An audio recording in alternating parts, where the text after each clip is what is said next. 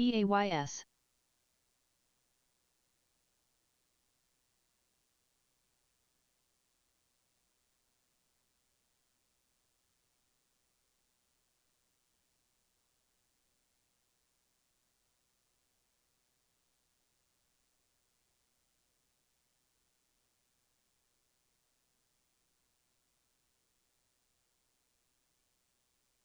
FATN. CRCD.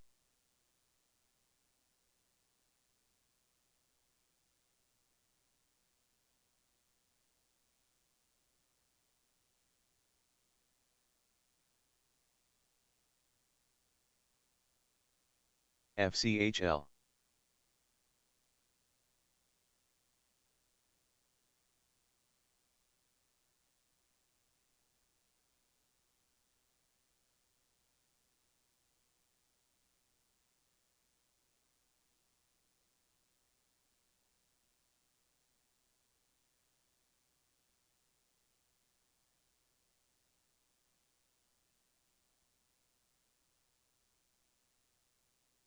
FCHL. CRCD.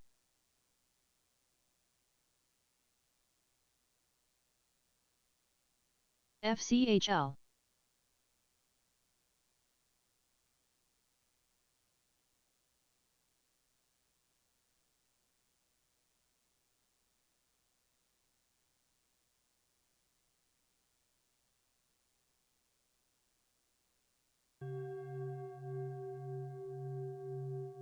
FCHL.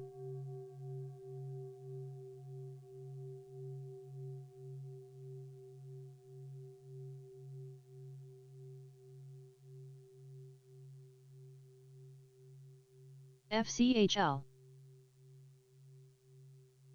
CRCD.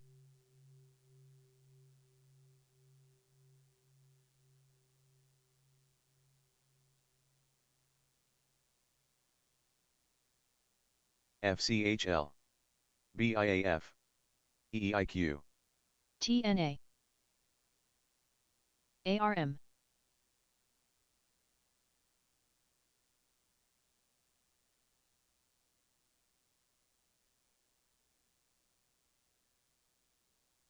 GLND may resume in less than a minute. BIAF, CMBM may resume in less than a minute. BIAF. UGRO may resume in less than a minute. MKDW.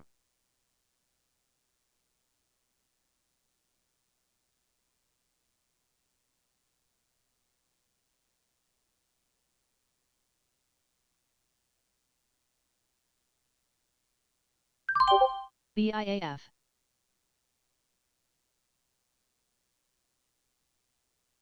BIAF. GLND may EEIQ. res in 10 seconds. CMBM may res in 10 seconds.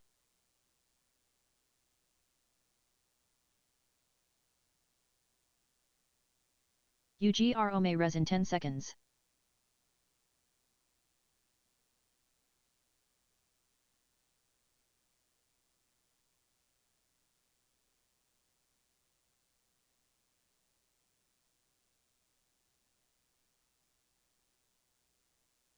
UGRO. GLND. CMBM. EEIQ.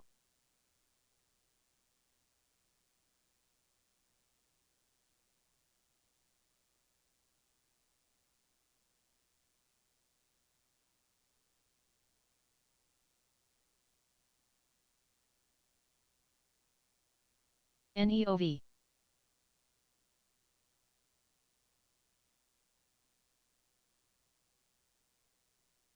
GLND.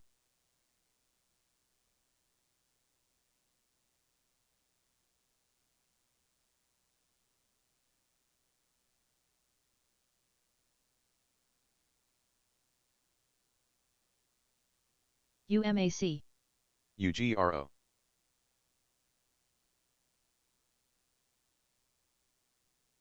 NEOV.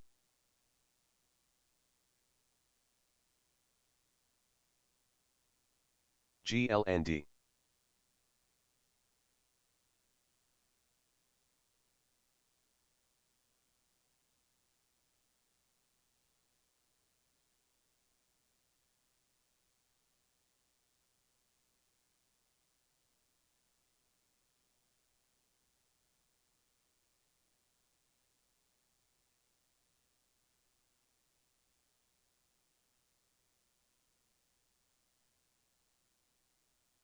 GLND.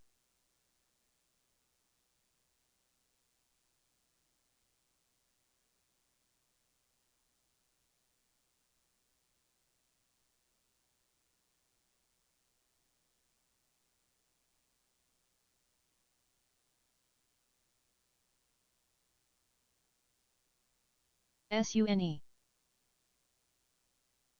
FCHL. GLND.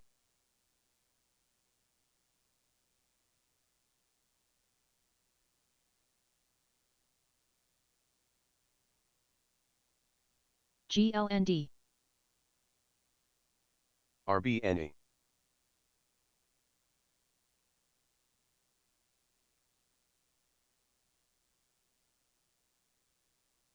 FCHL.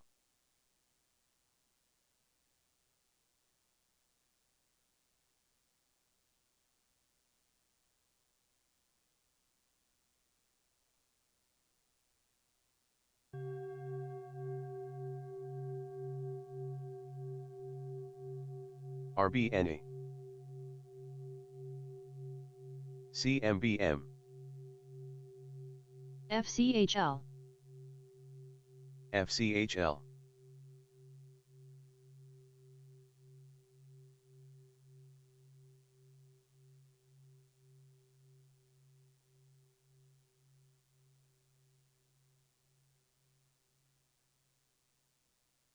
UGRO. SUNE. CMBM.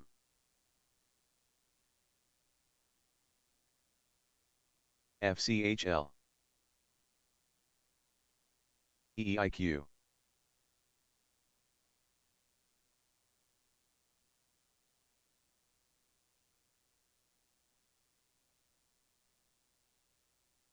LNAI.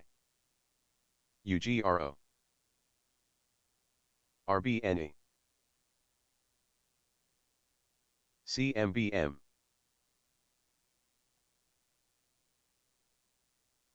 FCHL.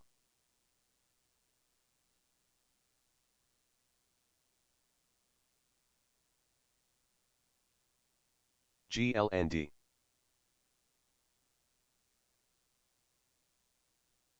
LNAI.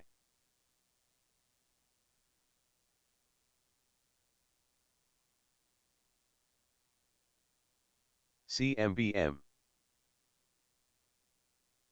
ARMG. FCHL.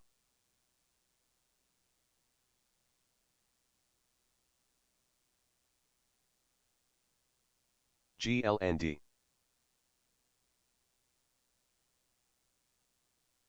DEIQ YDDL. halted down.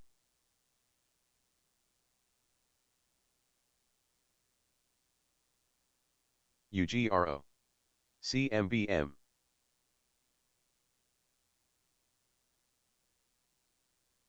FCHL. CLMT. FCHL.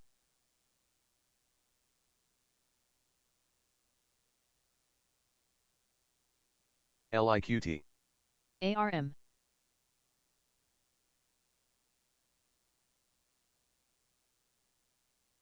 UGRO.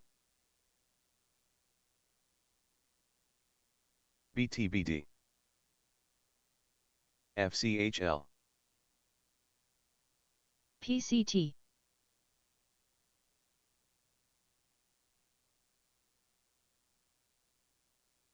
HIMZ.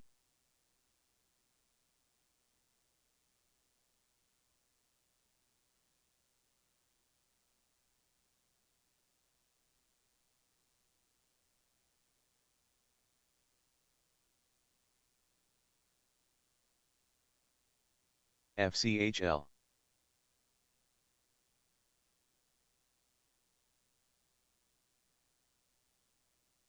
PCT, LIQT,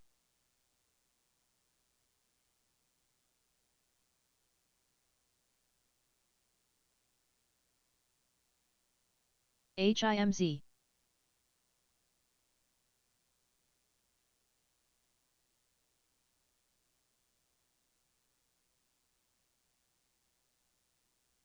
UGRO,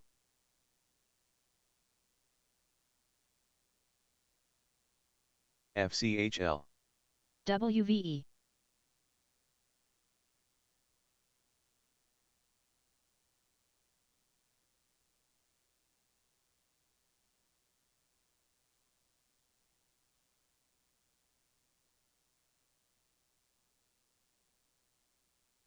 FATN,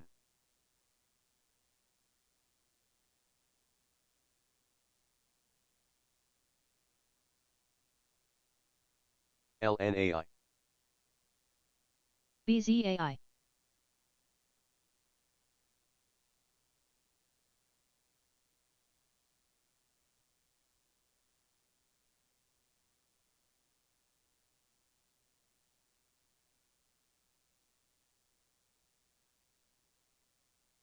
FCHL,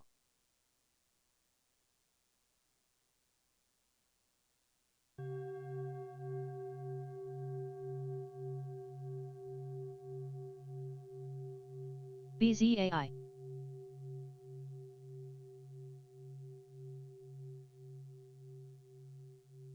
ARMG,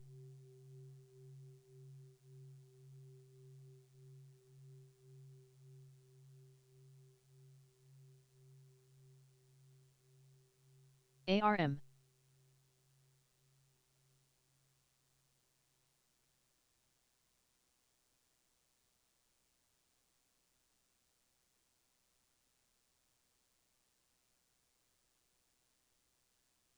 BZAI, AMPX, ARMG,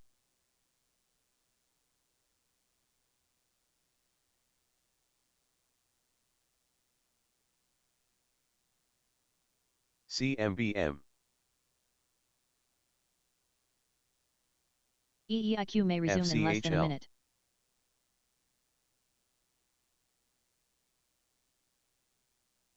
WVE,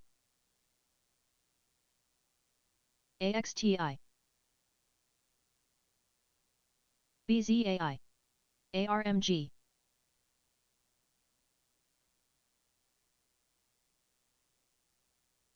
CMBM, GLND,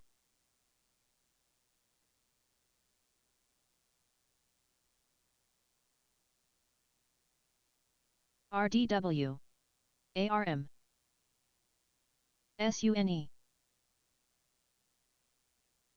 AXTI, EEIQ may res in 10 seconds.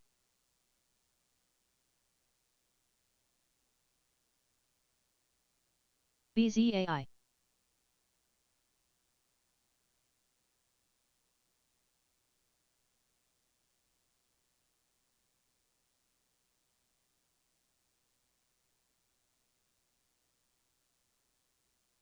SUNE,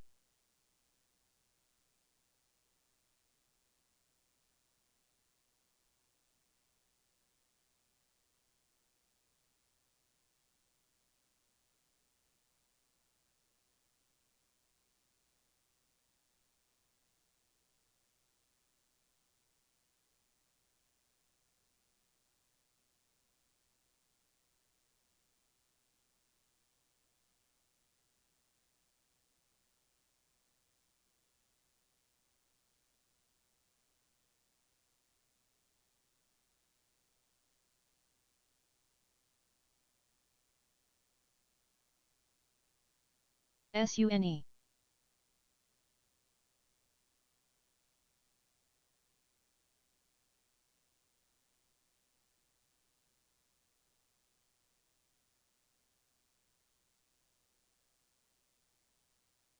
RDW,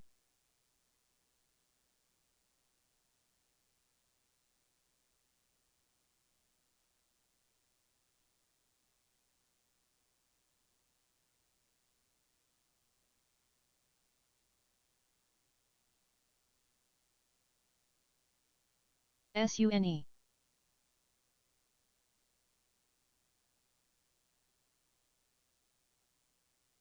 LBRT. LNAI. FCHL.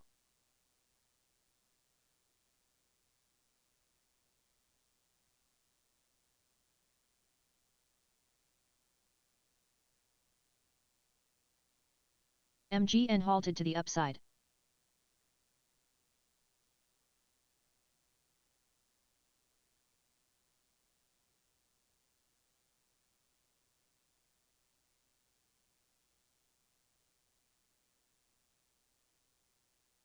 UGRO.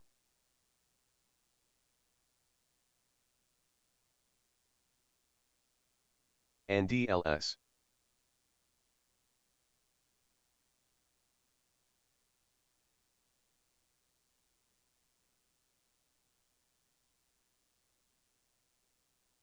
FCHL. NDLS.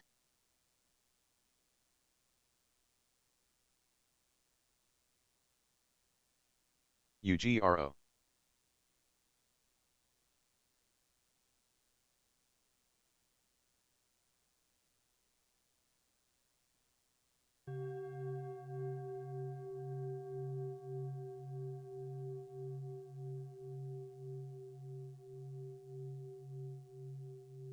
FCHL. Welcome to Wix Harmony. Take the speed of AI and pixel level control.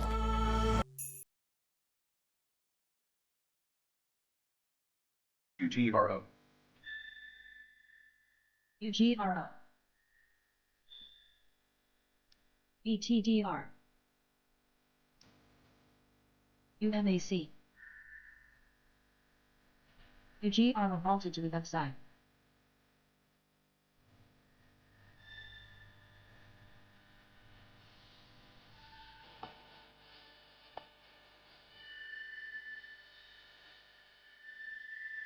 UGRO. UGRO. FCHL. GRO defaulted down. BTDR. EEF remains in less than a minute. Moving YS.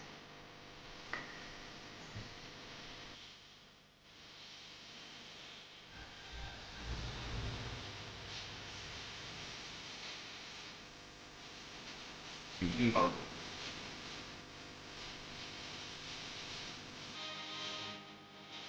UGRO. Bermuda. RDO. BTDR. SAE.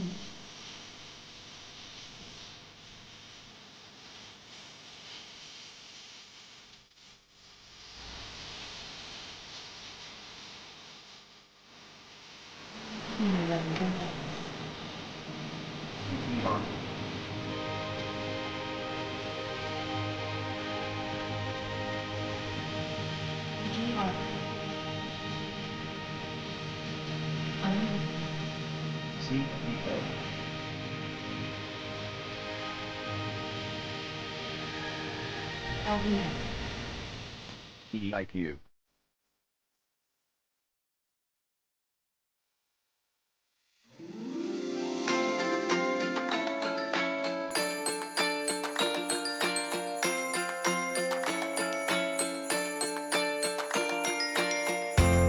UGRO.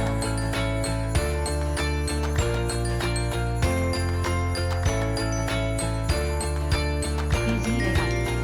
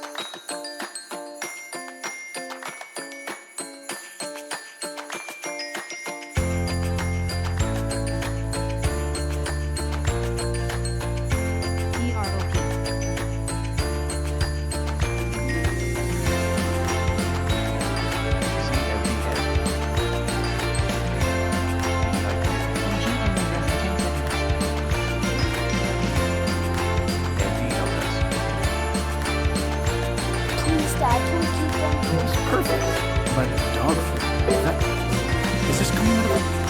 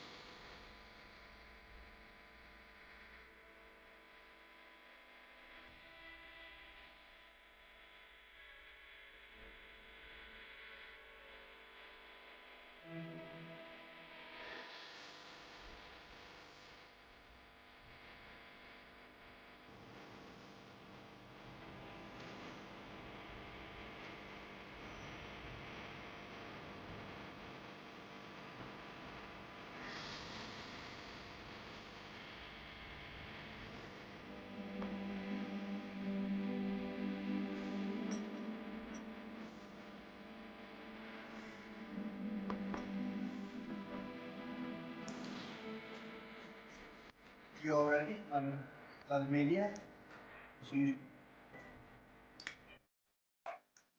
So thank you to the incredible members of my cabinet. They're doing a phenomenal job. Everybody pretty much agrees to that, including our newest member, Secretary of Homeland Security, Mark Wayne Mullen. Thank you, Mark.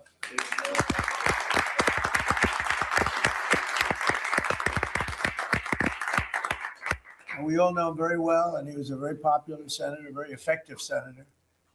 Effective probably being the more important word. JD, don't you think? Yes, sir. And we wish you a lot of luck. Thank you. I think you do fantastically well. Congratulations to you. You have an amazing family that were here yesterday in the Oval, sworn in. His family is amazing. So thank you very much.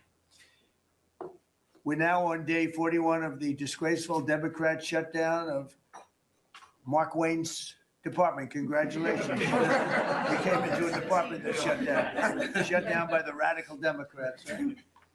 But Democrats are really punishing the American people. I saw it today on one of the shows where they were interviewing people at the airport, and they're all angry at the Democrats. They're saying they're actually angry at Schumer. I didn't think anyone knew his name.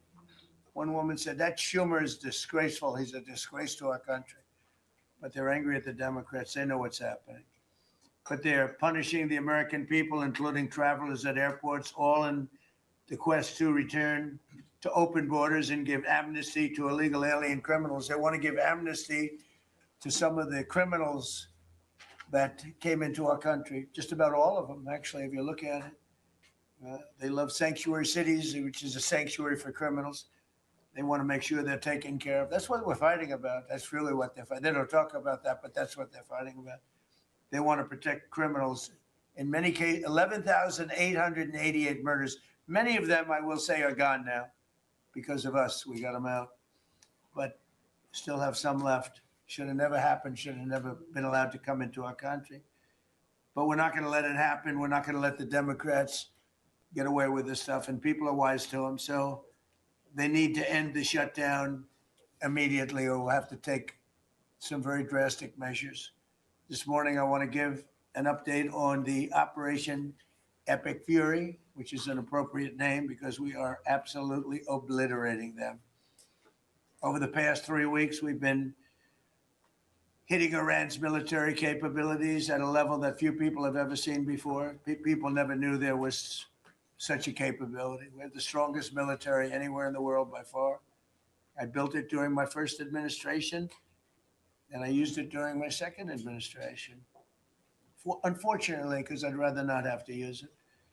But it's a display of force and precision and skill like nothing the world has really witnessed, although you get a pretty good witnessing of it in Venezuela also. And that was a smaller version of what we're doing now. We're crushing their missiles and drone stockpiles, destroying their defense industrial base. We've wiped out their Navy completely, their Air Force completely. We've wiped out a large percentage of their missiles. And the missile launchers, without the launchers, the missiles don't do any good. And we've knocked out probably close to 90% of the launchers, probably more than 90% of the missiles themselves. Between some they fired and more than they fired, we knocked out. We've also destroyed a lot of the factories. We're continuing to do that, but a lot of the factories where they manufacture the drones and the missiles. The drones, too, are way down, but the reason they're down is they go one way and they don't come back, because for the most part, we're shooting them down. But we also are able to, we've really done tremendous damage to the places where they make them. And just so we set the record straight, because I've been watching the Wall Street Journal's fake news and all these stories that get printed like, oh, I want to make a deal. They are begging to make a deal, not me. They're begging to make a deal. And anybody that saw what was happening over there would understand why they want to make a deal. But they say, oh, we're not talking to them. Anybody would know that. And only a total fool. And they're not fools. They're very smart, actually, in a certain way. And they're great negotiators. I say they're lousy fighters, but they're great negotiators. They are begging to work out a deal. I don't know if we'll be able to do that. I don't know if we're willing to do that. They should have done that 4 weeks ago. They should have done it 2 years ago. Or they should have done it when we first came into office, because 2 years ago they had free reign under Biden. Sleepy Joe, worst president in the history of our country. What he allowed to happen to our country at the borders, and even with a thing like this. But not just him. Every president for 47 years, every president should have done this. They should have done it a long time ago, because you cannot give lunatics a nuclear weapon, and they would have had a big one. It stopped really when we did the B-2, but even before that, the Barack Hussein Obama, what he did where he gave them the Iran nuclear deal, gave them free will toward a nuclear weapon. Basically, he chose Iran over Israel and others that didn't want him to do it. But I terminated that deal. Had I not terminated that deal, you would have had a nuclear weapon years ago, and it would have been used, guaranteed. And one of the reasons you know about the guarantee is because their neighbors were sort of like bystanders. They weren't involved very much. They didn't choose heavy sides. They didn't want to, because people were concerned with Iran. There was a big black cloud over the Middle East. They were concerned, but all of a sudden the war starts, and they start shooting at these five, in particular, 5 countries. They start shooting at Qatar, Saudi Arabia, UAE, Kuwait, Oman. They start shooting at them, and everybody was shocked, including us. You know why? Because they're sick, and they had a plan to take over the Middle East. And some of those missiles that were shot at them were locked long before we even started this process. They were locked and loaded and aimed at those countries. They wanted to take over the Middle East, but we happened to come along, so it wasn't so easy. So right now their Navy is sunk in the largest elimination of a foreign Navy that has taken place, maybe ever, but certainly since World War II. Their Air Force is gone. Their anti-aircraft and communications capabilities are totally dismantled. And one of the problems they do have when they deal with us is we deal with people, and the people aren't able to communicate with anybody else. So, because all of their leadership has been gone. The first level is gone, and they met to pick a new level, and they're gone. They're all gone because they didn't make a deal and because they're sick people. They're really sick. They're really sinister, sick people. And if anybody thinks it was okay to have a group of people like this to have nuclear capability, nuclear weapons, and if we didn't attack with the B-2 bombers, they would have had a nuclear weapon within 2 weeks of that, maybe 4 weeks. But between 2 and 4 weeks, they were planning to have a nuclear weapon. If we didn't hit them at that time with the B-2 bombers, and one of the great air raids in history, maybe the greatest, dark at night, no moon, no light, every single bomb hit its mark and just obliterated that place. So it's now buried deep under earth. And it was an amazing thing, but they would have a nuclear, and they would have used it without question. And you know that because why did they shoot all these countries that weren't even really involved with them? They weren't involved. They had no big problems because they're sick, because they want to take over the Middle East, not just Israel. Certainly Israel would have been the first on their list. They would have used nuclear weapons, a nuclear, you don't need too many of them, but they would have used a nuclear weapon on Israel, and they would have used it on the neighbors, and then they would have come after us. And if we had a weak president, they would have done great damage. But fortunately, you don't have a weak president. I knew what was happening. And I think we've been proven right. You know, they took one missile, went 2,500 miles. They supposedly didn't have a missile like that. They had no missile with that capability. But they shot the now famous Ireland, the island that the UK was very afraid to give us because they didn't want to get dragged in. But we don't want to get dragged into their wars either. You know, it's one thing we're very disappointed. I'll say it publicly. We're very disappointed with NATO because NATO has done absolutely nothing. And I've always said 25 years ago, I mean, I was somebody that wasn't a politician, but I was always involved in politics and I understood politics. I said 25 years ago that NATO's a paper tiger, but more importantly, that we'll come to their rescue, but they will never come to ours. And I want you to remember that we said this. They didn't come to our rescue. Now they all want to help. When they're annihilated, the other side is annihilated. They said, we'd love to send ships. They actually made a statement, a couple of them, that we want to get involved when the war's over. No, it's supposed to get involved with the war's beginning or even before it begins. We had the UK say that we'll send, this is 3 weeks ago, we'll send our aircraft carriers, which aren't the best aircraft carriers, by the way. They're toys compared to what we have. But we'll send our aircraft carrier when the war is over. I said, oh, that's wonderful. Thank you very much. Don't bother. We don't need it. And we don't need it. And we don't need them. We estimated it would take approximately 4 to 6 weeks to achieve our mission. And we're way ahead of schedule. If you look at what we've done in terms of the destruction of that country, I mean, we're way ahead. Think of it. They have no Navy. And they had good ships. 154 ships have been shot down and are resting very nicely at the bottom of the sea. And we did that in a matter of less than a week. Because we have the greatest military in the world by far, nobody even close. So we estimated it would take approximately 4 to 6 weeks to achieve our mission. 26 days in, we're extremely, really a lot ahead of schedule. The Iranian regime is now admitting to itself that they have been decisively defeated. They're saying to people, this is a disaster.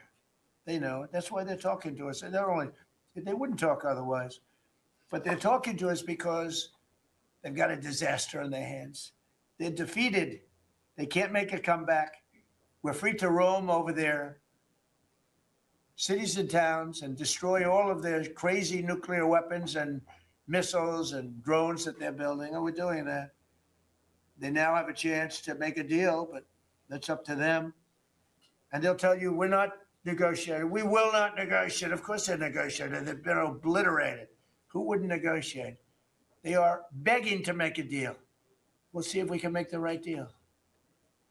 And if they make the right deal, then the strait will open up. Hormuz Strait will open up. And even now, we don't know if there are any mines. You know, they have 22 they call mine droppers. Think of it. Who would have 22 mine droppers? There's a boat that drops mines. Who has 22 mine droppers? Except for people with very evil intention. So every one of those mine droppers has been struck with the same weapon we used to stop drugs from coming into the United States of America. When we hit those boats, it's the exact same weapon, extremely effective. We have unlimited supplies and extremely effective. But they have no more mine droppers. By the way, speaking of drugs, we're 98% down drugs coming in by water, by the ocean, by the sea. 98%. And we're trying to find out who are the 2% because we think they're the bravest men anywhere in the world. Maybe women. But whoever's on those boats is very brave or doesn't watch television. But where drugs coming in by sea, coming in by water, are 98% down. And now we'll stop the drugs coming in by land. The land is the easy one. You had to stop the water. A lot of it came into the water. Now it's all pinched. And these people are trying to come in by land. And we will, that's it. That's the easy one. But we had to take care of the water first. Nobody's coming in. Virtually nothing is coming in anymore. It was hundreds of millions of dollars a week were coming in by water. But they now have the chance, that is Iran, to permanently abandon their nuclear ambitions and to chart a new path forward. We'll see if they want to do it. If they don't, we're their worst nightmare. In the meantime, we'll just keep blowing them away, unimpeded, unstopped. Well, there's not a thing they can do about it. They can't do anything about it, you know. I tell you, if they could, you'd be hearing about it. You'd be hearing about it. You don't hear anything about it. They can't shoot our jets. We have the best military equipment in the world. No, not even a contest. You see that with Venezuela. They had other equipment. They didn't have ours. It didn't work. Think of it. We did the situation in Venezuela. It was a great military operation, getting a very, very dangerous man who's killed a lot of people, forced people into our country. Incredible. He emptied his prisons in Venezuela, emptied his prisons into our country. And I hope that charge will be brought at some point, because that was a big charge that hasn't been brought yet. It should be brought. He emptied his prisons into our country and was a major purveyor of drugs coming into our country. And he's now been captured and, I guess be given a fair trial. But I would imagine there are other trials coming because they've really sued him just in a fraction of the kind of things that he's done. Other cases are going to be brought, as you probably know. In the meantime, with Iran, we're going to keep doing what we've been doing. And nobody's a match for the United States, but they're not a match for the United States. It's small potatoes. That's why I'm so disappointed in NATO, because this was a test for NATO. This was a test. You can help us. You don't have to. But if you don't if you don't do that, we're going to remember. Just remember this in a number of months from now. Remember my statements. They have an expression, a great expression. Never forget. You can never forget. So as we end threats to America abroad, we're focused here at home on building the greatest economy in the history of the world. Now, before this started, the Dow hit 50,000. The S&P hit 7,000. Both of those achievements were not achievable. Every one of you, most of you, I guess, said you'll never hit 50,000 during a 4-year period because it was too high a number. Well, we hit it in our first year. And I said, well, now we have to take an excursion to Iran and we have to stop this maniac who's no longer with us. The supreme leader wasn't so supreme, no longer with us. It's very sad. But we have to stop him from blowing up the world, blowing up the Middle East, and blowing up our country. And we did that. And frankly, I thought the oil prices would go up more, and I thought the stock market would go down more. Hasn't been nearly as severe as I thought. I think they have confidence in maybe the American president and maybe the people sitting around this table. But Americans filing their taxes this year are receiving record-setting refunds. It's been a very big story. Well, it should be a big story. I don't think you read about it that much, but I speak about it. You know, I speak about it because if I speak about it, at least people hear. You don't write about it. You don't write about the drug prices going down. It'll be going down 30, 40, 50, 60%, 70%. Favored nations, called most favored nations, we're going to be paying the lowest price anywhere in the world. Before we paid the highest price in the world, Bobby, right? And now we're going to pay the lowest price in the world. That's quite a difference. It's a difference of from 40 to 70 and 80 and even 90%. That's a pretty big difference. But we're slashing regulations and investment is pouring in from all over the world. We have the most investment of any country in history has been put into our country in the last year. And again, we had to take a little detour. Won't be long. Going to end soon. We had to take a little detour, go to Iran, and we had to put out a fire, very dangerous fire that could have blown up big portions of the world, if not the whole thing. So tomorrow we'll be announcing a variety of actions that we're taking to support American farmers, who we never forget. We love the farmers. We gave them $12 billion out of tariff money. We had a tremendous amount of tariff money come in, and we continue to have. We've gone, as you know, the Supreme Court gave us a very unfortunate, foolish ruling, a ruling that gives the people that have ripped off our country for many years, gives them some money back. It's one of those things. It's a terrible, terrible, horrible mistake they made, but it's okay because we have another method that's just as good. We'll use the other method. But because the tariff money has been so substantial, we gave our farmers who have been mistreated by some countries, we gave them $12 billion. And they're extremely happy and they deserve it. They've been great. They never complain. They just go out and they farm and they wouldn't do anything different.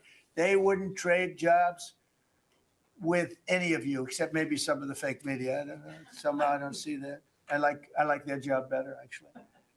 I love the farmers. So we gave them $12 billion. So in just a few moments, Treasury Secretary Scott Bessent will discuss the actions that we're taking to address energy prices, which have not gone up as much as I thought, Scott, to be honest with you. And, you know, it's not over, so maybe it'll go up a little bit more. It's all going to come back down to where it was and probably lower. And my predictions have been right. Trump was right about everything. They have a new hat. Trump was right about everything. It's pretty right. But Scott's going to address that. And I think before we go very much further, I want to ask Vice President J.D. Vance to say a few words about where we are with the situation. He's involved with Steve and with Jared on negotiations. And then some of the others will speak. We'll have Marco say a few words. Pete Hegseth, who was born for this role. I mean, he's doing a great job. They gave him a hard time. And now people, I'll tell you, somebody came up to me yesterday, gave you a very hard time, said, you know, I made a mistake. Pete Hegseth is doing a good job. So when I tell you who, you're not even going to believe it. He said, Hegseth, he gave you such a nasty hard time, but you're doing great. And then Steve is going to speak, and Scott will speak last. And if we have any questions, we'll take some questions. You may have questions. I doubt it, but you may have some. So, JD, please. Yes, sir. Well, thank you. It's good to see everybody. Proud to be part of this team. Proud to be serving the president of the country. Let me just say a couple of things. First of all, is the president summarized this very ably. But look, the Iranian conventional military is effectively destroyed. They don't have a navy. They don't have the ability to hit us like they could have even a few weeks ago. And what that does is that gives us options, Mr. President. Now, there's been a lot of reporting about diplomatic options, about negotiations. There's, of course, Pete and his team. There are further military options. But what we have now that we didn't have when the president took over just a little over a year ago is the ability to use every tool at our disposal to ensure that Iran doesn't get a nuclear weapon. Because when I say options, I think it's important the American people know options for what? And it's options to ensure that Iran never has a nuclear weapon. You talk about people who walk into a crowded supermarket and have a vest on, and they blow up the vest and a couple of people get killed, and that's a terrible tragedy. What happens when what's on the vest is not something that can kill a couple of people, but can kill many, many tens of thousands of people? That is the most important American national security objective that exists for any administration at any time, is you don't want the worst people in the world to have a nuclear weapon. That's why the president is doing this.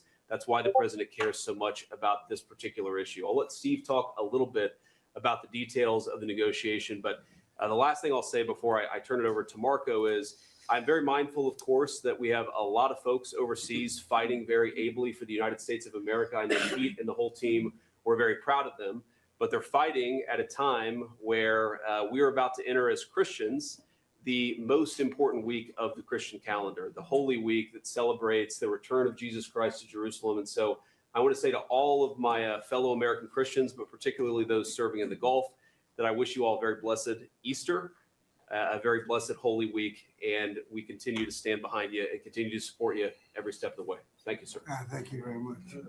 Marco? The most important job any president has is to keep the American people safe. And every president says it, but we have a president that means it and does something about it. As the president outlined very clearly to the world on the night this operation began, Iran has been at war with the United States for 47 years. For 47 years, Iran has been killing Americans and attacking Americans across this planet. And other presidents had an opportunity to do something about it. And they all warned about how Iran was dangerous, but they refused to act. And this president's not someone that's going to refuse to act. He's not going to leave a danger like this in place. He's going to address it, and that is what he is doing. From the very first night of this operation, the president made it very clear. People like this, and now what I'm talking about is not the people of Iran. The people that run this country are radical Shia clerics. These are religious fanatics. Look what they are doing now. At their weakest point, this is the weakest Iran has ever been, and look at what they're doing. They're attacking embassies. They're attacking hotels. Imagine what these people would do if they had a nuclear weapon. That is an unacceptable risk for the world. By the way, the president's not just doing a favor to the United States and to our people. This is for the world. He defined very clearly on the first night of this operation what the goal was. We were going to destroy Iran's Navy, and that is happening. We were going to, if it hasn't already happened, I'll let Pete speak to the specifics of it. We were going to destroy their missile launching capabilities. We're well on our way to achieving that goal. We were going to destroy the factories so they couldn't make more missiles and more drones. And that is moving forward. Every single objective the president clearly laid out on the first night of this operation is being effectuated. Again, Pete will speak to the specifics of it. This has been an incredibly successful operation. Every day, it may not get covered because, we're unlike them. We're not bombing embassies and hotels. We're hitting military targets. But every day, the Department of War lets the drummer get wicked over every portion of Iran that has these military capabilities, and the results are going to bear fruit for the world. The world is going to be a safer and a better place when President Trump's mission here is achieved. And frankly, I think countries around the world, even those that are out there complaining about this a little bit, should actually be grateful that the United States has a president that's willing to confront a threat like this and not allow it to continue to persist. Because these people will kill as many Americans as they have a chance to do. And if they have a nuclear weapon, as the vice president pointed out, they could kill millions of Americans in the future. And that is a risk that was not going to continue to exist as long as we had this president. Thank you, Marco. It's very interesting because yesterday I was watching, is it Anthony Blinken? And he was saying that they should have done it. But they didn't do it. Nobody did it. Nobody did it. For 47 years, Marco, that's the number, 47. I guess now it's 48 because we've been saying 47 for a long time. It's probably 48. But for 47, 48 years, every president should have done this. And some are saying now that they made a big mistake in not doing it, but we're taking care of business. Steve Witkoff, please. Mr. President, it is my distinct honor to be a member of your cabinet and to report to you and your team on our negotiations with Iran. Mr. President, you directed Jared and I to pursue a diplomatic resolution with Iran prior to Operation Epic Fury, which we did. However, it became quite clear during these meetings with the Iranian negotiating team that we could not make a deal that fulfilled your objectives of the following: no enrichment whatsoever, no chance of weaponizing whatsoever, decommissioning of Fordow, Natanz, and Esfahan, which you destroyed in Operation Midnight Hammer, no stockpiling of any material, which they flagrantly violated, turning all enriched material over to us, and a cutback in Iran's missile inventory and range capability of those same missiles. Throughout our meetings with the Iranians, we heard the following from them. The Iranians have the inalienable right to enrich. Then we heard they possessed enough 60% enriched material, 460 kilograms, to make 11 atomic bombs. Finally, we heard the following statement. They would not give up diplomatically what we could not win militarily. In other words, they were again miscalculating the success of Midnight Hammer, which was a total success. These are incontrovertible signs among many other signs, sir, that their regime had not given their negotiating team authority to make a deal required by you.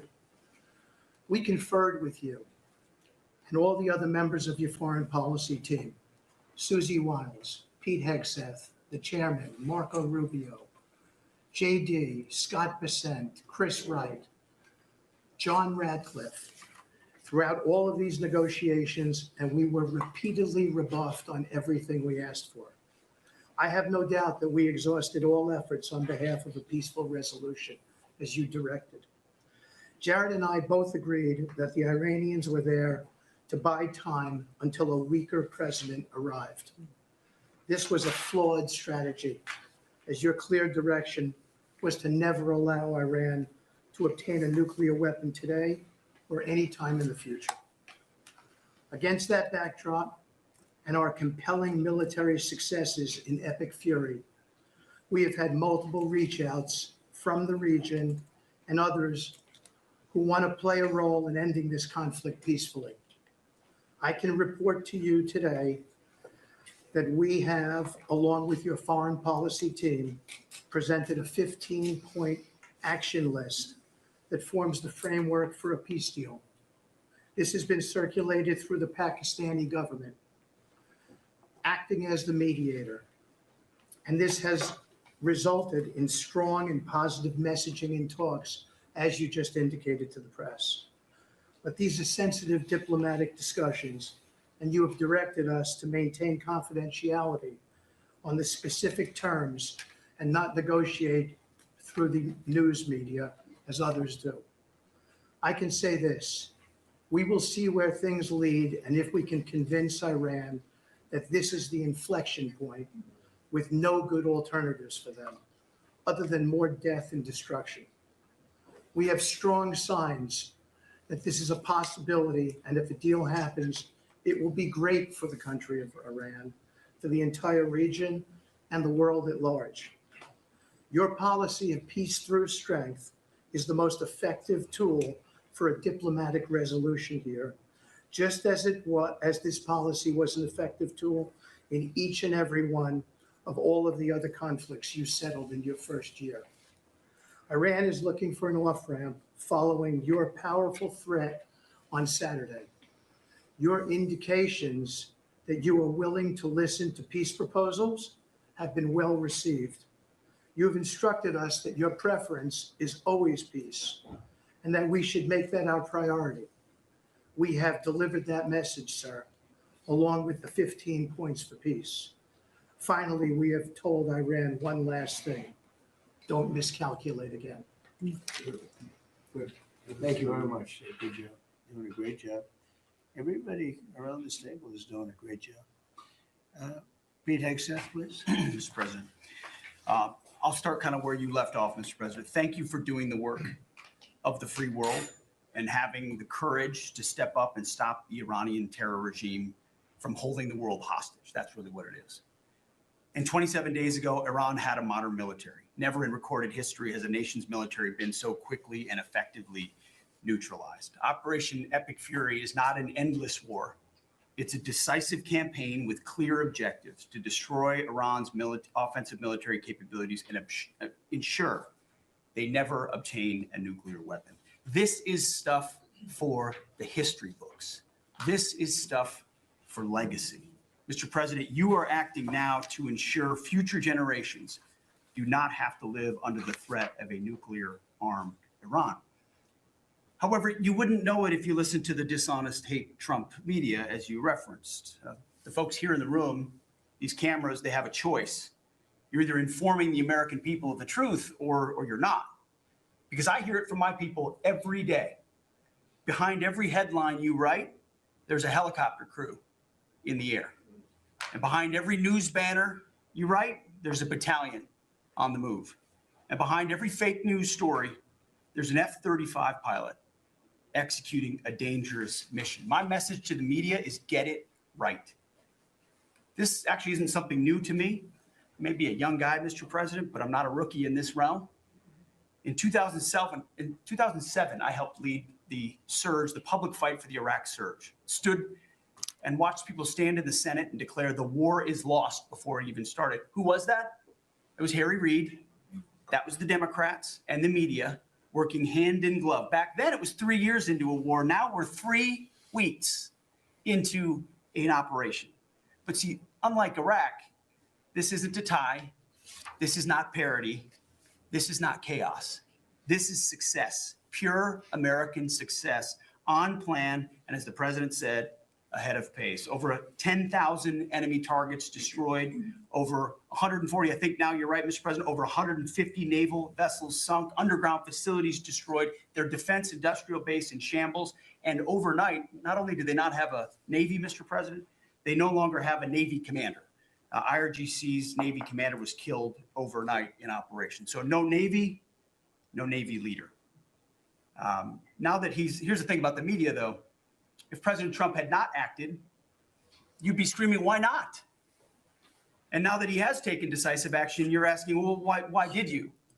It's the same old tired playbook, TDS in your DNA. But the hardworking, God-fearing, patriotic Americans out there know better. And you alluded to this, President Obama, Mr. President. Here's a fact that you don't hear on your networks, but we know.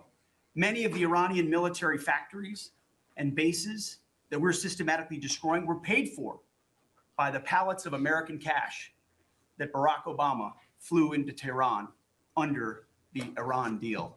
You might call it an inconvenient truth. Iran took our money and turned it into weapons and bunkers and ammo. And now we're destroying those weapons and you're writing, Mr. President, that grievous wrong. And make no mistake, we had to act. And our objectives are clear. No nukes, no Navy, and a complete dismantling of their missile program and defense industrial base. And as Marco pointed out, that mission, and the VP as well, has not changed since day one. Yet, 2 days ago, they shot 2 failed missiles on a target 4,000 kilometers away. For years, they told the world that their missiles could only range 2 kilometers. Surprise. Yet again, Iran lied. And to the world, I say London is 4,000 kilometers from Iran. Washington, D.C. is 3,300 kilometers from Venezuela, another country President Trump did something about that partnered for a long time with Iran. So you're telling us that Iran is not a threat to the world or to the U.S. President Trump knows better. And here's what success actually looks like right now. You mentioned it, Mr. President. A-10 Warthogs, if you know them, you love them, and Apache helicopter gunships are flying strike missions inside Iranian airspace and throughout the Strait of Hormuz at will. See, you only send these slow, low-flying, close air support platforms when the enemy has no meaningful air defenses left. Their presence is proof that Iran's air defenses are gone. Their command and control is shattered, their top leaders hiding in underground bunkers, while their mid-level commanders are being crushed in the field. The morale of their fighters plummeting. We see that disconnect daily. They're privately admitting, as you said, Mr. President, very heavy losses. We know that. President Trump has given us a clear mission. Our capabilities are only going up and Iran's are plummeting. We are here to win, and we're full speed ahead. So, Steve, we appreciate your efforts. We pray for a deal, and we welcome a deal. And we have the ultimate deal maker to make it happen. But in the meantime, as I said yesterday, the Department of War will continue negotiating with bombs. War is negotiation by other means. And finally, I want to thank our incredible troops, our pilots, crews, sailors, refuelers, air defenders, the absolute best of America, the real 1% of our country. This president, President Trump, has your back. And I know this cabinet prays for you every single day. And we ask the American people to do the same as they continue in this mission. God bless. Thank you. Thank you very much. It's great. I think before I ask Scott to say a couple of words, it would be great if people like the mayor of Chicago and the governor of Illinois would say, please come in and stop the crime. A beautiful young lady was killed the other day, and the father was a very good friend of Dan Scavino. And he took it very hard. Dan took it very hard, like the father, friends. They grew up together. And it's a young lady whose life would be saved if we did what we did as an example in Washington, D.C., which is now a safe city. All the time, people come up to me in the building, people that work here, they say, thank you so much. I know immediately what they're talking about. They're able to walk to work. They walk to work. You all walk to work. Some of you were mugged. I know you told me stories. Some of you were mugged. One person in particular was viciously mugged in the group right here. It's not happening anymore. You have a safe city. Louisiana, the governor of Louisiana called me, can you help me with New Orleans? They just had the Mardi Gras. He said it was the safest Mardi Gras we've ever had. Sounds terrible to say. No murders. You know, it sounds like, who would say this? No murders. But they always had murders. They had a lot of crime during Mardi Gras. He said virtually no crime. We had the troops down there. Memphis, Tennessee, I just got back. We were there. Crime is down 75%. In a short period of time, we're there 5 months. We could do that for Chicago. We could do that for New York. We could do that for LA. And we could do that for, frankly, San Francisco. I know they have a mayor who's trying very hard. He's a Democrat, but he's trying very hard. But we can do it much more effectively because he can't do what we do. He can't take people out from the city and bring them back to the country from where they came, where they were in prisons. They were allowed to go in prisons. There were drug dealers, the highest level drug dealers, murderers, 11,888 murders. We do things that they can't do. I had friends calling me up from San Francisco. Could you give him a chance? I said, absolutely. If you want, I'll give him a chance. He's trying. He's doing okay, but we could do much better. We could make it a lot safer than it is. San Francisco, a great city, was a great city, could quickly become a great city again. But, you know, they're going very slowly. I tell my friends they're very substantial people. They're in a certain business where people have made a lot of money. I hope that lasts. But they have a tremendous potential. It was one of the greatest cities in the world. Now it's got a lot of crime. And the mayor is really trying. Again, a Democrat trying. And I spoke to him. He just wants to have a chance. And I said, we'll give you a chance. But we can solve it very quickly. This young lady would be around today if we were around, because we have nobody coming through our border. I mean, literally for 9 months, it's zero. It's hard to believe that number could be possible because millions of people came in through Biden. But nobody even tries. We don't have the caravans of thousands, 25, 30,000 people pouring into our border. They come up in caravans. We don't have caravans anymore. There's no such thing anymore. It's a name that I think I developed, but somebody developed it, but I think it was me. I thought it was an appropriate name. Thousands of people would come up and just barge into our country, totally unchecked, totally unvetted. And this man came in, Dan, right? And he came in through the ridiculous open border of Biden. If we were there, the election was rigged. What are you going to do? Came back, big comeback. But if we were there, we wouldn't have had people coming through. It's amazing. You know, it's so easy now because everyone knows they're not getting through. We don't have any caravans. Once they know that, when it was easy to come through. When I heard that they had an open border policy, I said, boy, this is going to be, I couldn't believe it. But when it was actually, you know, it dawned on me because I had built 1,000 miles of wall And we were finishing up some, and he didn't want to finish it up. I said, they really do want to have an open border. And we got it finished. But that young lady would be alive today. And she'd be alive for another reason, because we would have the National Guard in Chicago and in New York and in other places. And they love doing it. It's like training, to be honest. It's actually training. I never want to take them out of DC. I mean, maybe somebody later on will do it, but I never want to take. You know, the people, they look, they say, we feel so good, we feel so safe. We see these beautiful, strong people, and they're so nice. They help.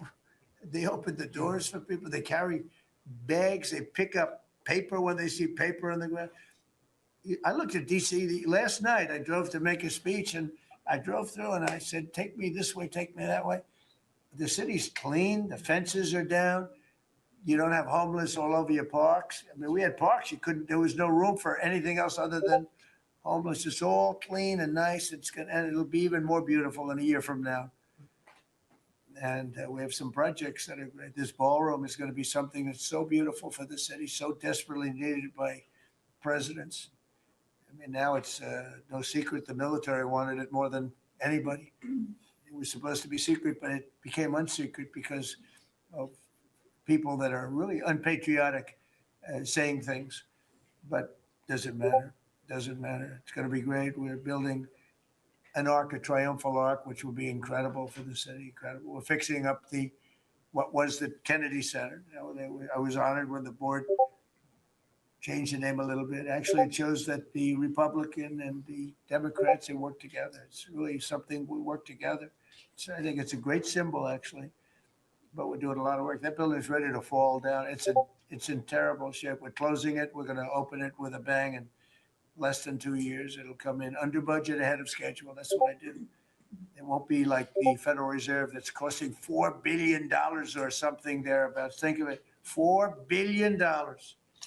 You know, it's amazing. I said to the group before, I said, everything I do, I get sued. I build under budget, ahead of schedule. I get sued over a ballroom that's going to be the most beautiful ballroom in the country, so desperately needed. You won't have to have tents sitting on the wet White House lawn. If it rains, you get wiped out, to honor the president of China or the president of France or the president of somewhere. You can have the greatest. We get sued by the National Trust for Historic Preservation. They don't know what they're doing. Then I just found out we got sued by that group and another group, I guess, on the fixing up of again, I'll use the old name, Kennedy Center, because they're not fixing up Trump Kennedy. It's going to be beautiful when you add the name Trump. But we got sued. And all I'm doing is fixing it up. We're fixing broken marble. We're putting on a roof because it leaks like a sieve. We're fixing steel that's broken. It's the same building, same exact building. We're fixing it's going to be beautiful. It's going to be so beautiful and safe. It's actually unsafe. You had some of those columns on the outside that were painted a fake gold. Now we painted them a beautiful white color, beautiful cream white. It's beautiful.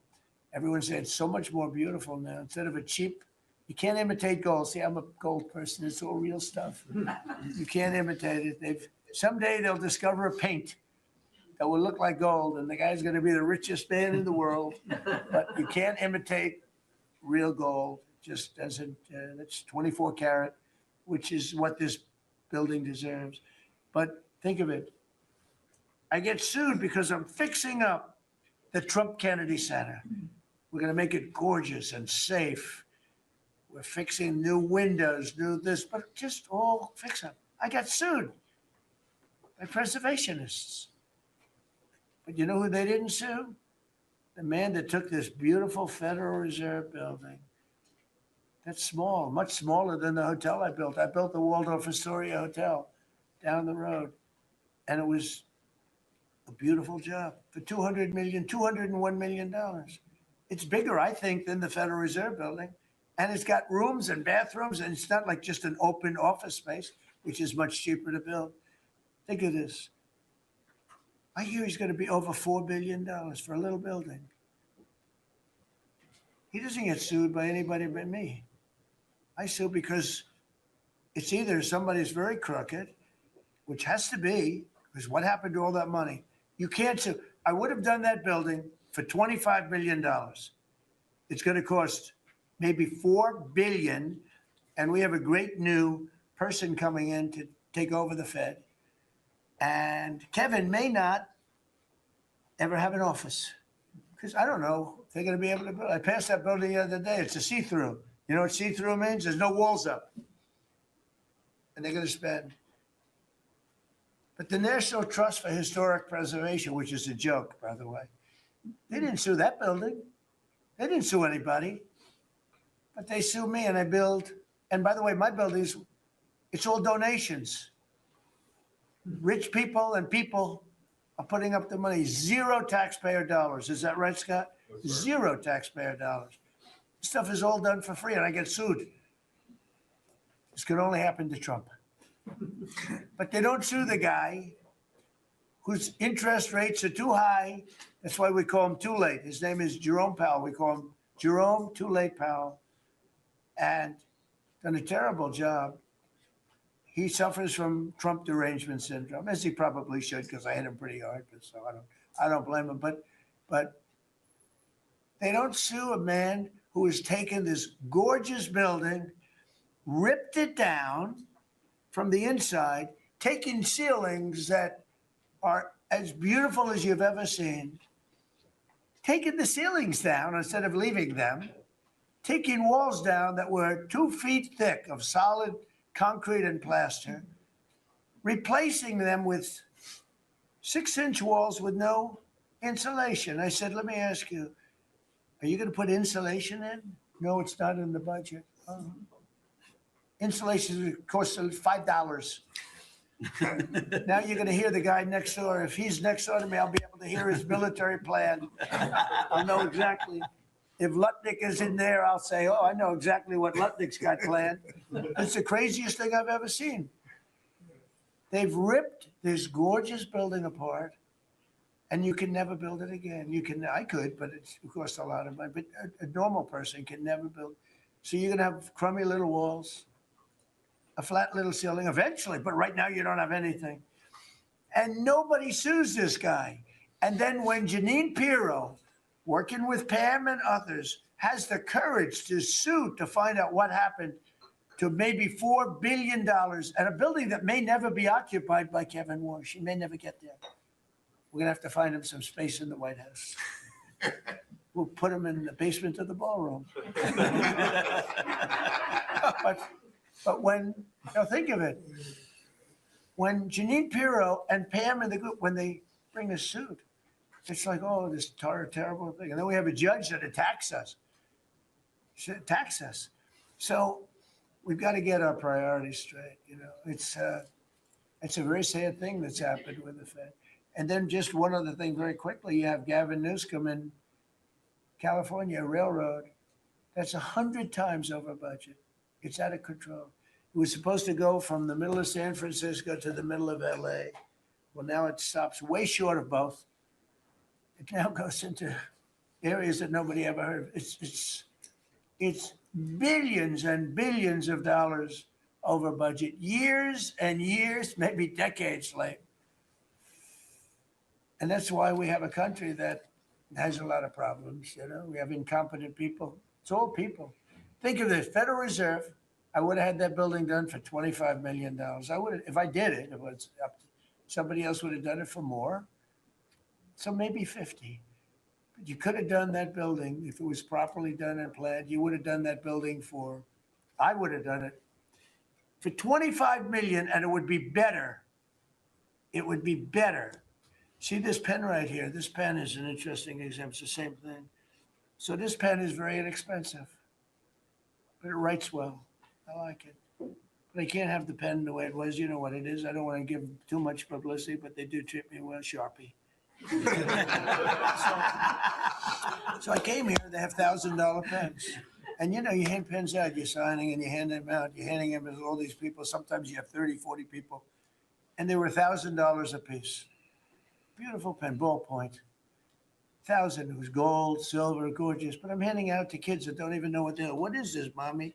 his kids, they're getting a pen for $1,000. They have no idea what it is.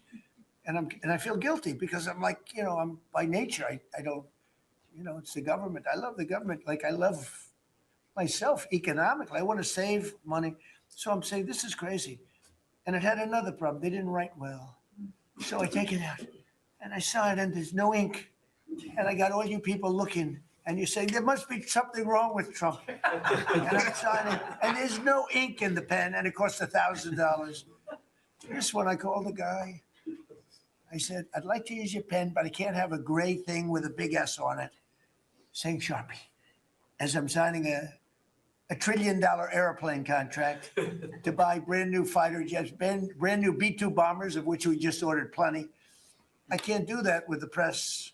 Use your pen, but I like the pen the best. But I'll sign it. I could do like Biden did, give it to somebody else to sign or an auto pen, or maybe sign it separately in another room, but I can't use your pen. He said, well, I can make it nicer. I said, what can you do? He said, I'll paint it black. I said, that's nice. And I can even paint the White House on it, sir, if you like, in gold. Almost real gold, not bad. And I can even do your signature, sir. And by the way, this was not staged. I just saw the pen sit there. I thought of this as an example of how $25 million spent by me at the Federal Reserve Building would be a better job than $4 billion that they're spending. And one of the things that Kevin Warsh told me, he said they ripped down the nicest building. I don't know what building they're talking about. They ripped down a building, Scott, right? Kevin Warsh said it's the most beautiful building in Washington. He said the most beautiful space. They ripped it down. Why did they do that? I don't know. Do you know what he's talking about? Is it true? Yes, sir. They ripped it down. We have a moron at the Fed. Who wouldn't be lowering interest rates right now? But I want to thank Janine Pirro and Pam and her group for having the courage to bring this suit. And I believe that the contractor on that job is probably one of the richest men in the country right now. I believe that it's not possible to spend that kind of money. 3 billion, 4 billion, nobody knows. Nobody has any idea what it is. But it's over 3 billion, and it's probably going to be over 4 billion by the time they finish. And it may never get finished. Unless I take it over, I'll get it finished. But it can never be what it was. It's never going to have those beautiful ceilings. It's never going to have those incredible walls. The walls were 1.5 feet thick of solid masonry. They ripped them down for no reason. And I just gave you the story. And just to finish on this one, so I told that story to somebody and said, yeah, but it's not the same thing. I said, you're right. This one is better. It writes. So the guy said to me, you don't have to pay me, sir. I'll give them to you for nothing. I said, no, I don't want that. Let me pay you. I want to pay you. No, sir, you don't have to. You're the president of the United States. He was shocked. The head of Sharpie gets a call. I don't even know who the hell he is. He said, is this really the president? He said, no, you don't have to pay me, sir. This is such an honor. I said, no, I want to pay you. He said, what would you like to pay? I said, how about $5 a pen? He said, that's all right. Whatever the hell we agreed to. Peanuts. As opposed to 1,000. And these were $1,000 pens. And we were giving them out. Sometimes, you were there for signings. I'd have 30, 40 people standing behind me. I'd give out 40 pens to people. Then somebody would say, could I have a couple extra? This way, I'd go like this. Here, you want 5? Here, take 5. But the bottom line is, they're better pens. It's a business story. So for $5, could be 0, but for $5, I get a much better pen than for $1,000. And I can hand them out. And actually, they become hot as a pistol. So what can I tell you? With that, could I give it to, please, a man who's done a great job at Treasury? Good luck, Scott. Well, sir, as always, you're a tough act to follow, but that is very illustrative. Your economic leadership has made our military mission possible. Mr. President, national security, as you always say, is economic security. Your leadership has shown the American people that there is no prosperity without security. That our mighty military on one side, but the U.S. economic strength is fighting off this evil regime. The Iranians believe they are fighting a two-front war. It is the military war that our great warriors are prosecuting. But on the other side, they are trying to take control of the global economy through a choke point that we believe does not exist and that we will overcome.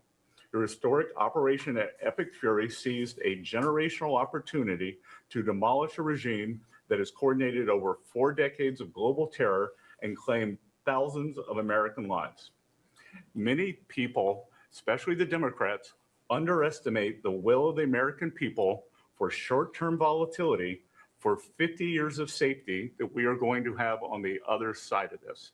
And I believe energy prices will be lower, inflation will be lower before we had the appearance of security, which is not real security. Now, the American people and the world will have absolute security. Through your maximum pressure campaign, Treasury has worked to uncover all financial lifelines through the regime and cut them off. You gave that order last March. This was not something that happened overnight. This is something that has been contemplated for almost a year. The Iranian financial system collapsed in December. We have systematically weakened Iran's ability to fund operations and procure weapons, and that required months of preparations. Threats to American national security have no place in the global economic system. The oil market is well supplied. We have taken actions to ensure oil supplies stranded at sea are made available to the global market. Your bold actions like the Development Finance Corporation's Maritime Reinsurance Program in conjunction with Central Command will soon provide shippers through the Gulf region with a level of security we had never seen before. Mr. President, we are starting to see more and more movement in and out of the Gulf today, and this is more than yesterday, and this is the beginning. I am confident that shipping traffic will continue to increase on a daily basis, even before we secure the straits. Turning to the home front, the U.S. economy remains strong. We had a strong economy thanks to you. We are the best insulated in the world thanks to your energy efforts in term 1 and term 2. The U.S. is an energy superpower.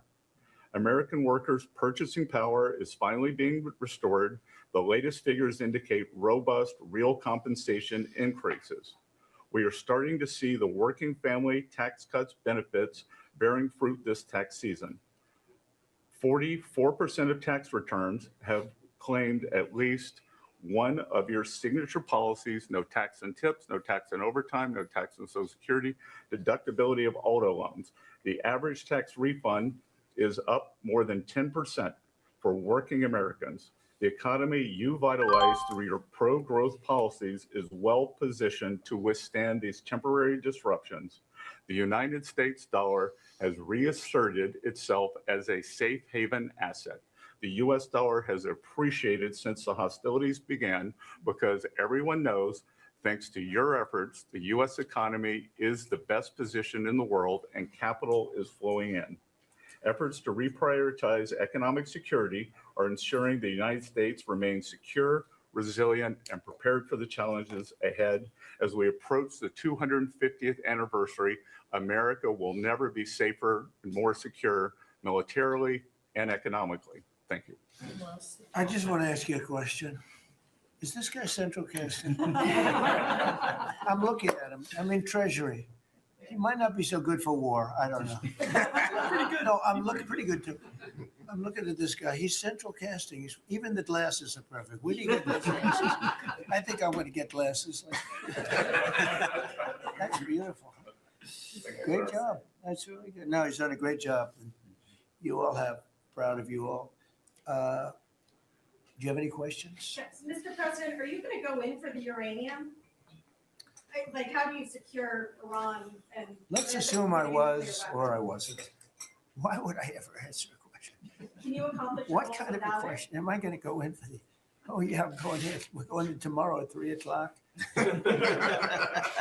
How could you possibly ask a question like that and expect an answer? I don't know. But I don't know. I think you're a friendly person too. It's just, such a ridiculous question. Mr. President, Please. Thank you, Mr. President. There's been a report that potentially the U.S. is looking at diverting some munitions, air defenses that were meant for Ukraine to the Middle East. Is there any accuracy to that? Is that something you're considering? Well, I'd have to ask you, but we do that all the time. You know, we have tremendous amounts of ammunition. We have them in other countries, like in Germany and all over Europe. We have, you know, we're packed. And sometimes we take from one and we use for another. We help Ukraine, which Biden started, and he gave $350 billion away, too much, way too much. And we sell it now to NATO. We sell it to NATO, and they probably give it to Ukraine. Mostly, I think they give it to Ukraine, but we get paid for everything that we give. We don't give anything anymore. That's a tough situation. That whole Ukraine situation, very, very tough. We're working very hard on getting that one solved. It doesn't have any impact on us, virtually nothing. In fact, if anything, I mean, we sell a lot of equipment for that unfortunate war. 25,000 people died last month, 25,000, so mostly soldiers. Some in the towns, but for the most part, soldiers. They're dying. Nobody's seen anything like it since World War II. It's a terrible situation, and hopefully that's going to get settled. You know, I settled 8 wars. And many of them, I think, were more difficult than this one. In theory, they were more difficult, but there's tremendous hatred between President Putin and President Zelensky. Tremendous hatred. I've seen it before, but I've never seen it maybe to this extent. And I think that's calming down a little bit, and I think we have a chance of getting it done. But it doesn't affect us thousands of miles away.